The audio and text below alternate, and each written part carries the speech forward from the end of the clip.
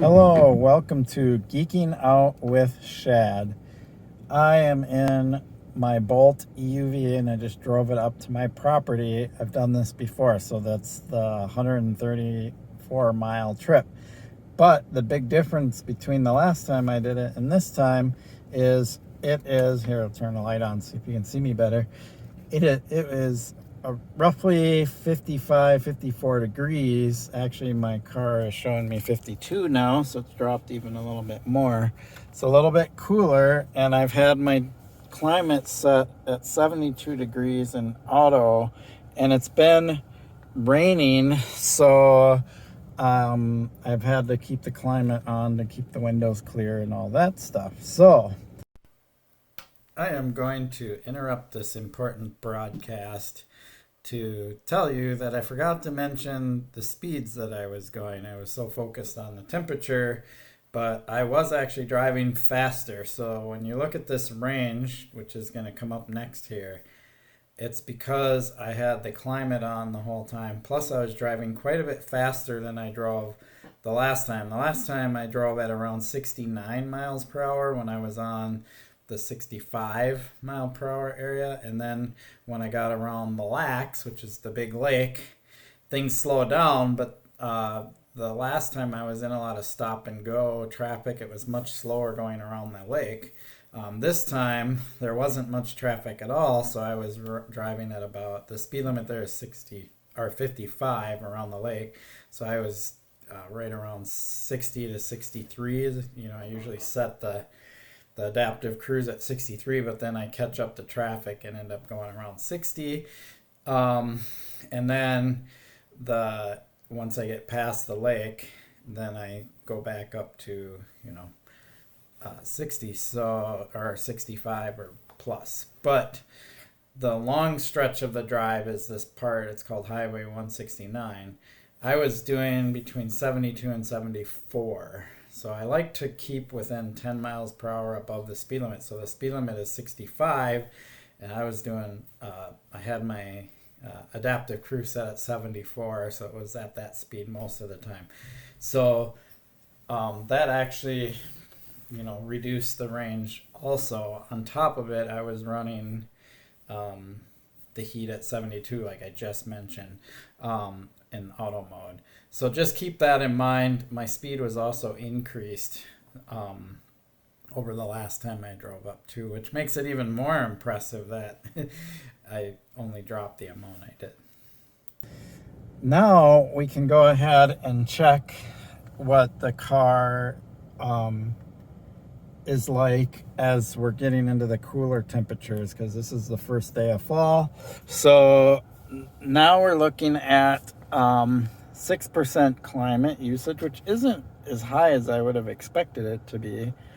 Used 39 kilowatt hours, 3.5 miles per kilowatt hour on this trip, and 135.4 is how many miles I traveled. So, okay, a little more than 134. Well, there was a little detour. I forgot about that. There was a construction detour, so it added a little bit of range. And if we look here, I have 93, recommended. I don't know. I heard one person call it a guessometer, so let's just keep calling it that, because it's guessing, right? And it's got these ranges, so max 109, minimum 76, and 93 is what it's suggesting that I have left. So that's about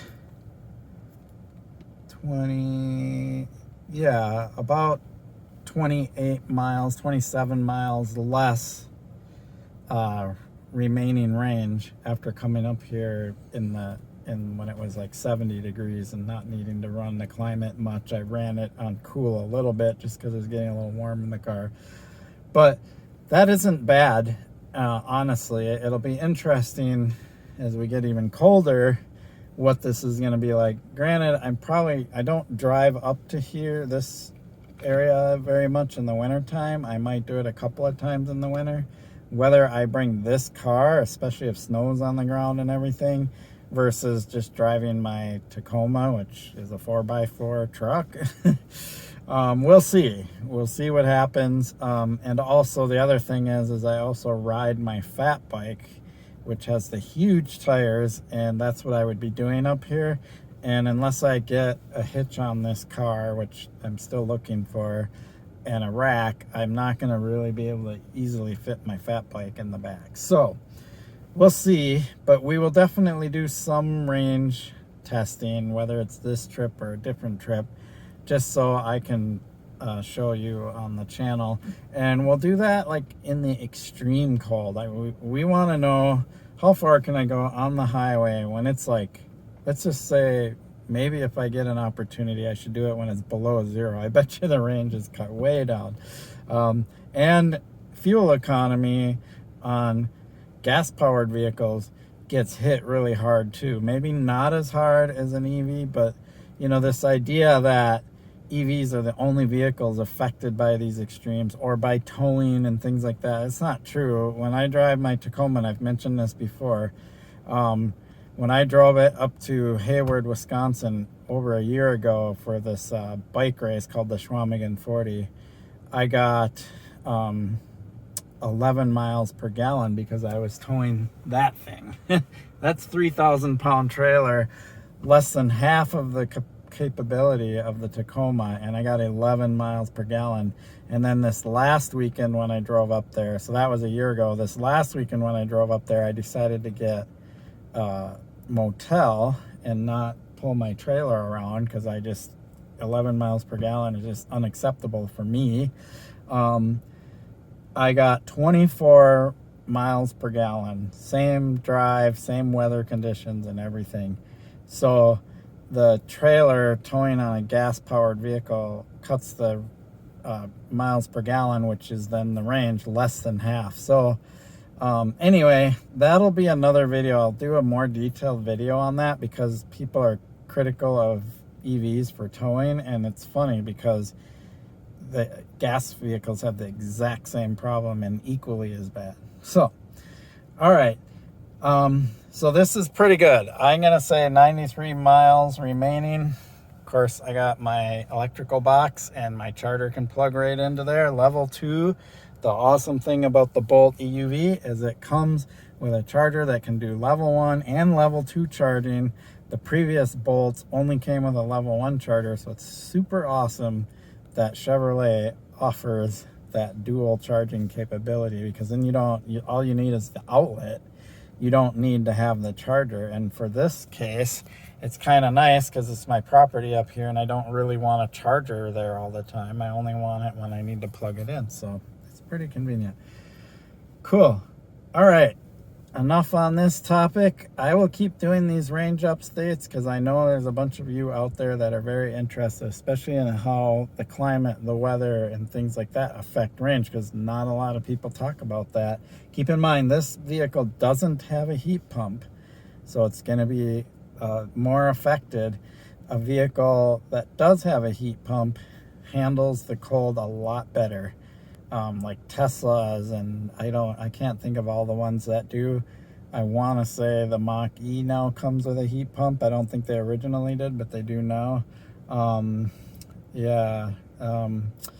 Polestar 2 is another one I think comes with a heat pump, but I think that's going to become more norm as a heat pump, especially in the more expensive cars. This car, $37,000 for the fully loaded, decked out model. I wouldn't consider expensive. The average price of a car in America right now is $43,000. That's all cars, not electric cars. So, okay. I appreciate your support for my channel. Please like and subscribe, especially if you like this kind of content. Peace. Now to go enjoy my property. Hopefully it stops raining.